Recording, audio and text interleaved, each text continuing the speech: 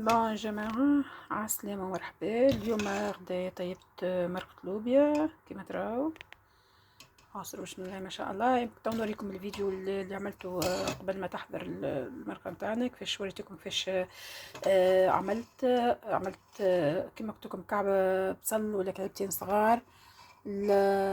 شنو الاخر، قسمتهم تروب صغيرة، زيت زيتونة كالعادة، مغرفة ونص طماطم، اللحم كالعادة.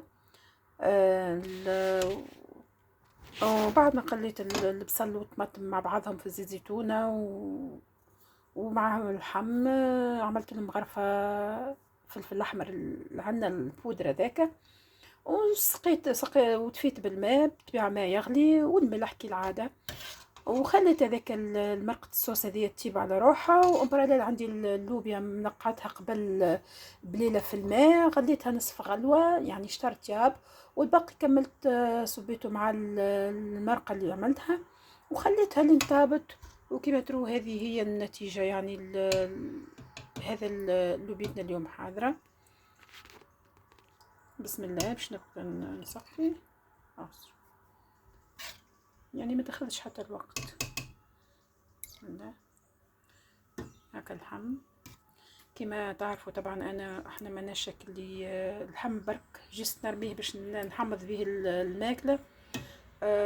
زونس ما ناكلوش اللحم، عباره على نباتيين اكثر منه، يعني ما ناكلوش اللحم برشا. ف هكا باش نحطوا بركه للزينه ديكور. زونس ماناش وكالين في اللحم يعني كما تعرفوا، لا انا ولا الاولاد ولا حتى ابوهم ما ياكلوش برشا اللحم، جست للحموضه وكاهو. دونك هذه مرقة اللوبيا حاضرة.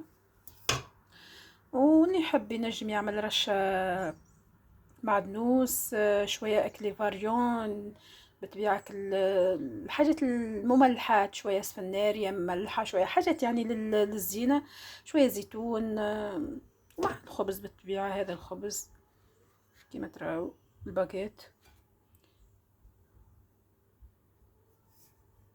وهيك اهو.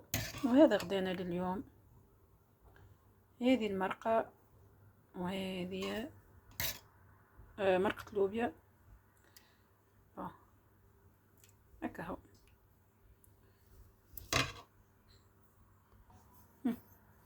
أغسر بسم الله وما شاء الله، يعني طايبة، طايبة في حقها، فهمتوني. هذه هي مرقتنا، لحمنا طايب كما تشوفوا. طبعا حبيت نوريكم برك وهذاك القرن تاع الفلفل الأخضر. أو تاكلوا صحة وبالشفاء، ونشوفكم إن شاء الله في فيديو قادم، وبسلامة وشهية طيبة للناس الكل.